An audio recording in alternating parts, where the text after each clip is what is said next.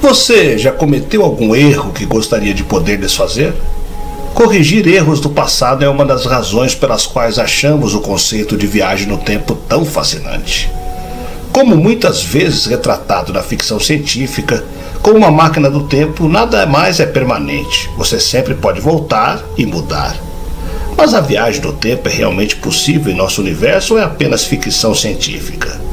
A relatividade geral e a mecânica quântica nos dizem que a viagem no tempo pode ser possível, sim. Mas se for mesmo, várias histórias também devem ser possíveis. A viagem no tempo é um dos assuntos mais abordados dentro da ficção científica. No entanto, estudos reais sobre o tema existem há muito tempo e permanecem constantes até os dias de hoje. Uma equipe de cientistas parece ter feito avanços significativos dentro da abordagem. De acordo com a publicação do jornal El País, a equipe da Academia Austríaca de Ciências e da Universidade de Viena encontrou uma maneira de acelerar, desacelerar e até retroceder no tempo. O sistema utiliza conhecimento quântico para que seja viável. Mas afinal, é realmente possível viajar no tempo? Eu sou o Sidney Góes e você está no Placebo. Vem comigo que no caminho eu te explico.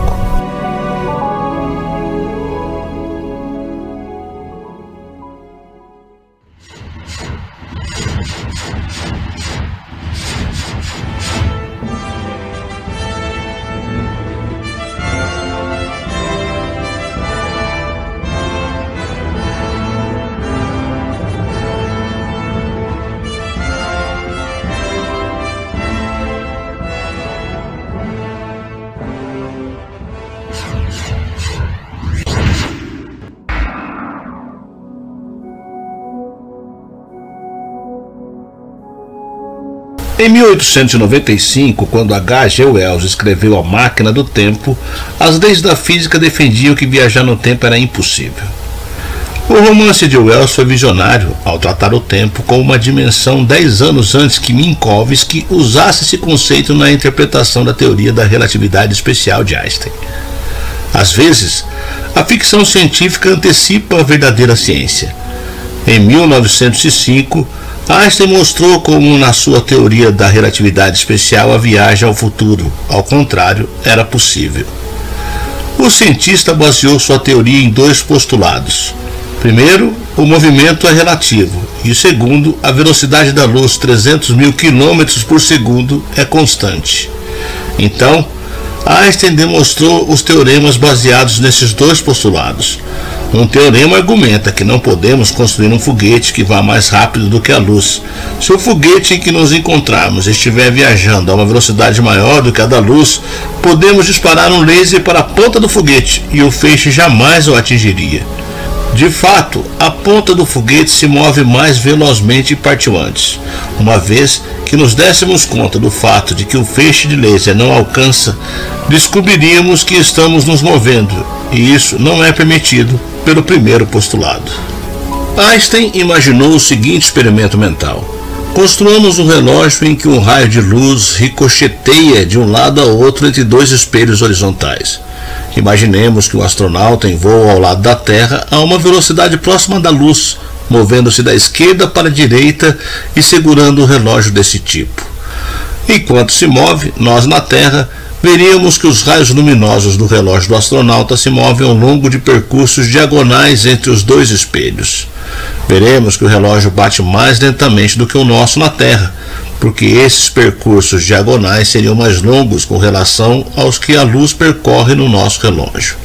Ao mesmo tempo, notaríamos que o astronauta envelhece mais lentamente do que nós.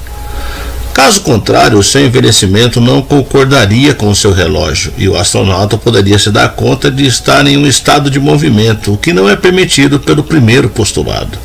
Eis como Einstein mostrou que os relógios em movimento batem lentamente. Acreditamos na teoria de Einstein porque muitos dos teoremas que ele demonstrou a partir dos seus postulados foram postos à prova e demonstraram ser verdadeiros.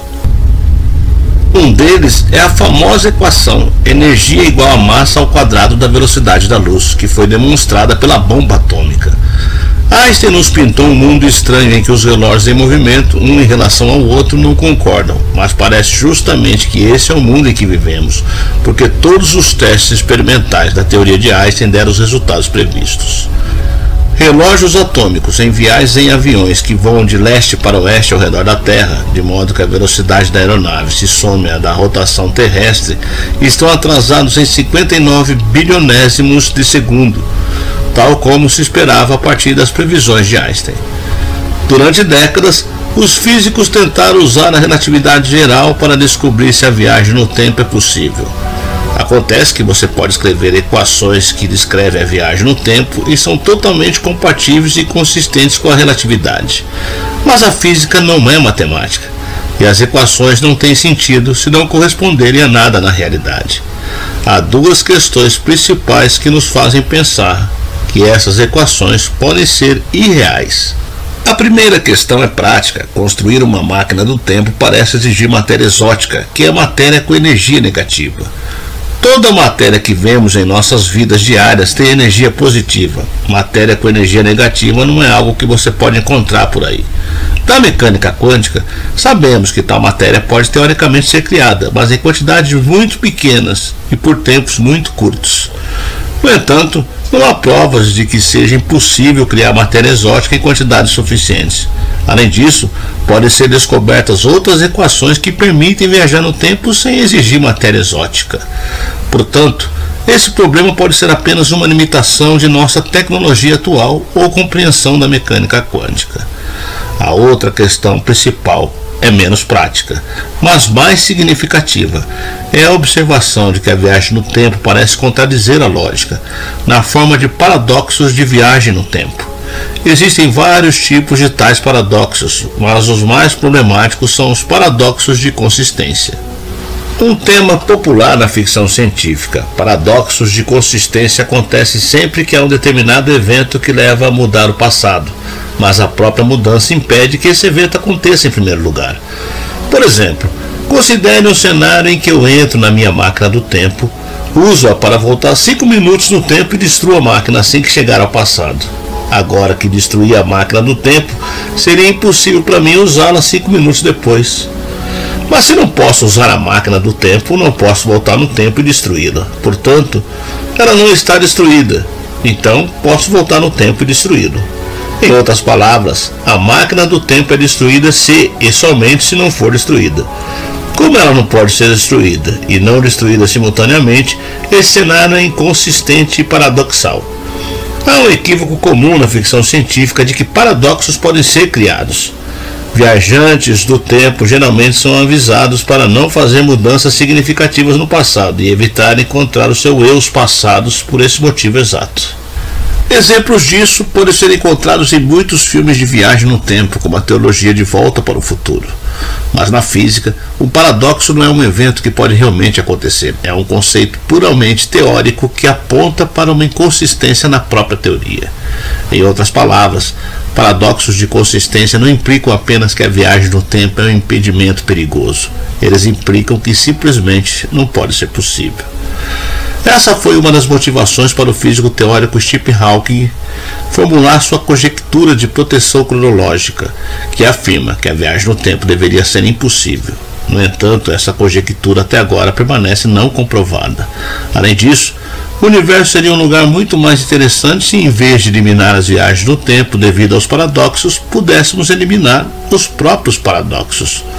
Uma tentativa de resolver os paradoxos da viagem no tempo é a conjectura de autoconsistência do físico teórico Igor Dmitrievich Novikov, que afirma essencialmente que você pode viajar para o passado, mas não pode mudá-lo. De acordo com Novikov, se eu tentasse destruir minha máquina do tempo 5 minutos atrás, descobriria que é impossível fazê-lo. As leis da física de alguma forma conspirariam para preservar a consistência. Mas qual é o sentido de voltar no tempo se você não pode mudar o passado? Ronald Mallet tem agora 77 anos e é professor emérito de física na Universidade de Connecticut. No The Guardian, ele dá uma biografia amorosa e detalhada de seu pai, Bud Mallet, um trabalhador veterano da Segunda Guerra Mundial com interesse em eletrônica que morreu repentinamente de um ataque cardíaco. Mallet confessa que os tempos eram difíceis para um afro-americano órfão de 10 anos e ele lidou com o estresse lendo livros. Um de seus favoritos era A Máquina do Tempo, de H.G. Wells, um livro que o inspirou a construir um modelo de máquina do tempo com peças de bicicleta e rádio, como a ilustração da capa. O livro também inspirou Mallet a ler sobre Albert Einstein. Depois de servir nas Forças Armadas, ele se matriculou na Penn State e se tornou um dos primeiros afro-americanos a receber um PhD em física. Se fosse um roteiro de filme, Mallet teria ensinado física durante o dia e trabalhado em uma máquina do tempo em sua garagem à noite. Foi quase isso que aconteceu. Os cientistas sabem muito bem que o tempo é apenas uma espécie de espaço e podemos avançar e retroceder no tempo, assim como no espaço. Mallet era definitivamente uma pessoa científica, exatamente o tipo que H.G. Wells escreveu no parágrafo inicial de A Máquina do Tempo. Mas o astrofísico também era um realista que sabia que as viagens no tempo não eram comprovadas, eram controversas e contrárias a certas leis, e que o interesse sério por elas poderia prejudicar seu avanço na carreira. Então ele fez sua pesquisa depois do expediente e em segredo. Isso mudou em meados dos anos 90, quando ele teve seu próprio encontro próximo com um problema cardíaco e precisou de cirurgia de angioplastia e uma longa recuperação sem trabalho. Isso lhe deu tempo para viajar de volta ao seu interesse ao longo da vida, e especialmente aos estudos científicos que ele não teve tempo de ler antes. Foi quando Mallet encontrou a peça que estava procurando. Acontece que os buracos negros em rotação podem criar um campo gravitacional que pode levar à criação de loops de tempo que podem permitir que você volte ao passado. Sendo um fã de Einstein, Mallet estava familiarizado com buracos negros girando ou rotacionando, 2 dos 4 tipos de buracos negros que resolvem as equações de campo de Einstein relacionadas à geometria do espaço-tempo para a distribuição de matéria. Dentro dele são os buracos negros rotativos, o Kerr e buracos negros de Kerr-Newman.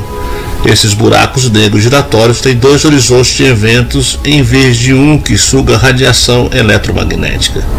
No espaço entre os horizontes de eventos internos e externos, ocorre arrasto do espaço-tempo, um processo conhecido como arrasto de quadro. Digamos que você tem uma xícara de café à sua frente agora. Comece mexendo o café com a colher, começou a girar, certo? É isso que um buraco negro em rotação faz. Mas, na teoria de Einstein, o espaço e o tempo se relacionam, por isso é chamado de espaço-tempo. Então, conforme o buraco negro está girando, na verdade vai causar uma torção no tempo. Isso parece simples demais para ser verdade, e os buracos negros rotativos são bastante raros no universo. A luz pode criar gravidade, e se a gravidade pode afetar o tempo, então a própria luz pode afetar o tempo. Isso faz sentido, e não apenas para esse escritor, mas também para os cientistas. Eles têm apenas um problema com uma máquina do tempo a laser em forma de anel: a quantidade de energia necessária para dobrar o tempo, o que afetaria o tamanho da máquina. Quando questionado sobre quanta energia seria necessária, Mallet disse: "Você está falando sobre tipos de energia galáctica para fazer isso. Isso é obviamente maior do que um show de laser do Pink Floyd. No entanto, ainda é possível." Mallet diz que está no estágio da viagem no tempo do anel laser, como os irmãos Wright estavam em seu laboratório. Eles sabiam que sua ciência era sólida e seu avião iria decolar, mas não tinha ideia de como usar essa mesma ciência para colocar uma nave na Lua. Mallet conhece a ciência dos lasers em formato de anel, um feixe de luz intenso e contínuo que pode afetar o tempo. Ele simplesmente não sabe quanta luz precisará para fazer um loop de tempo de trabalho. Ronald Mallet também sabe mais uma coisa que os viajantes do tempo do TikTok não sabem. O loop de tempo de laser em forma de anel só permitirá viajar de volta no tempo até o ponto em que o loop de tempo foi criado.